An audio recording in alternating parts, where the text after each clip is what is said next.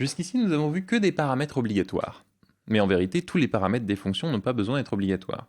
Imaginez une fonction complètement inutile et purement académique pour additionner les choses. Nous allons l'appeler ajouter. Ajouter A plus B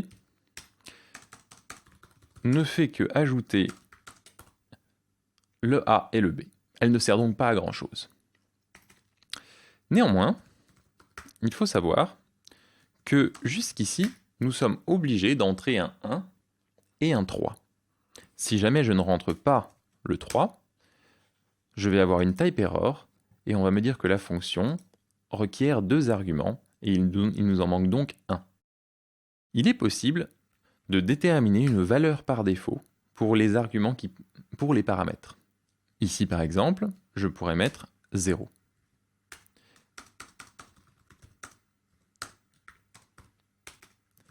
Ainsi, si je ne mets que 2 et que j'omets le paramètre b, je vais avoir ici 2 plus 0, et donc ma fonction fonctionnera toujours. Néanmoins, si j'omets a, cela reste un problème. Je peux donc également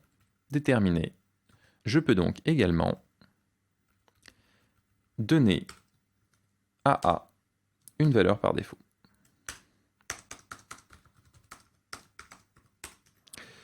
Ainsi, je peux passer 0 paramètre, 1 paramètre ou 2 paramètres à loisir.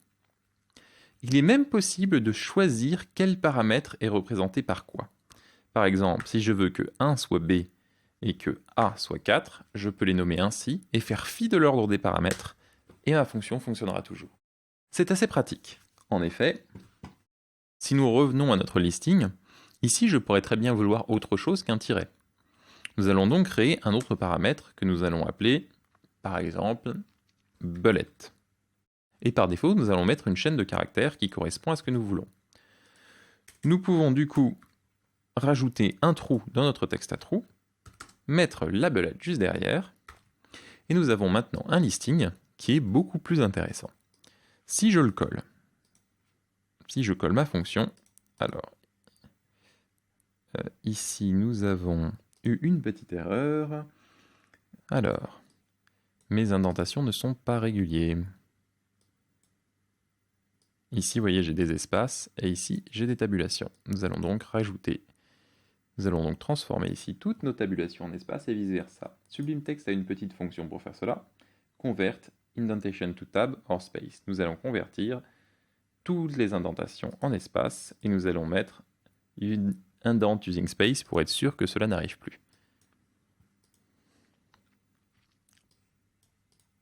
Voilà.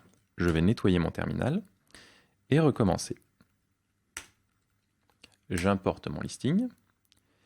Et ici, je peux donc faire un listing par exemple de nombres de 0 à 10, les afficher. Et si je le souhaite, changer mon listing et passer à un nouveau paramètre, par exemple pour pouvoir mettre une étoile.